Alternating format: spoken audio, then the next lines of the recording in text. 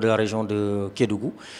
Les journalistes que nous sommes, nous contribuons aussi, n'est-ce pas, au développement socio-économique de notre région, parce que tout ce qui se fait ici, nous sommes ceux-là qui sont chargés en tout cas de montrer ça aux autres populations du reste du Sénégal, et bien sûr au niveau de la diaspora.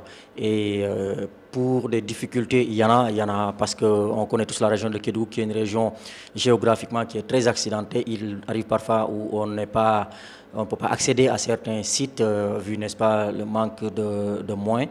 Mais aussi, même au sein de notre organisation, par exemple, qui est l'association des professionnels de l'information et de la communication, l'APIC de Kédougou, dirigée par notre confrère Solibou Ramadabo de Walfadjri. Nous sommes bien dans une organisation, mais vous comprendrez bien que tous les correspondants peut-être n'ont pas les mêmes possibilités. Si par exemple moi à Actusen je suis bien traité, certainement d'autres ne sont pas bien traités dans leurs organes. Je dis bien certainement parce que souvent quand il faut faire des sorties ou dans des activités, c'est peut-être des organes qu'on ne voit jamais mais qui sont ici.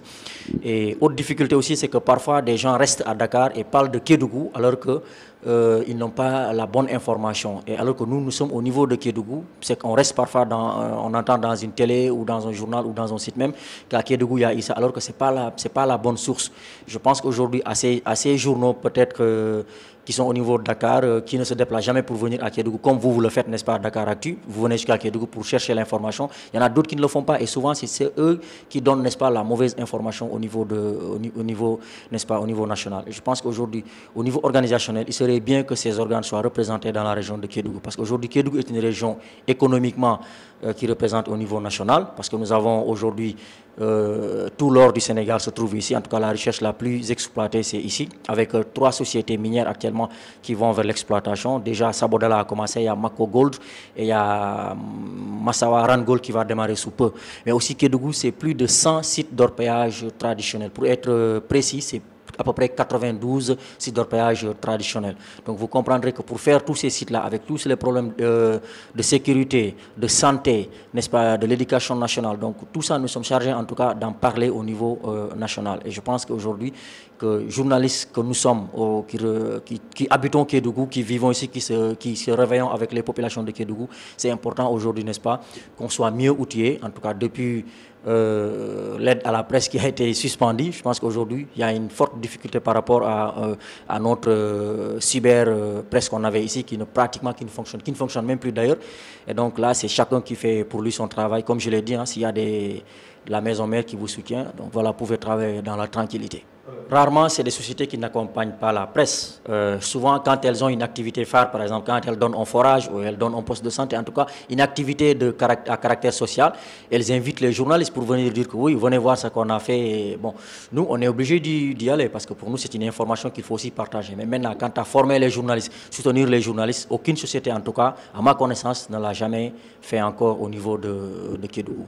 Donc, c'est juste quand ils ont une activité à faire voir ou à faire valoir, là, ils invitent la presse et ça même, c'est peut-être avec l'autorité, un préfet, un gouverneur qui se déplace ou un ministre qui vient. Là, on est invité de facto pour venir en tout cas voir l'activité en termes d'RSE, ce qu'ils font.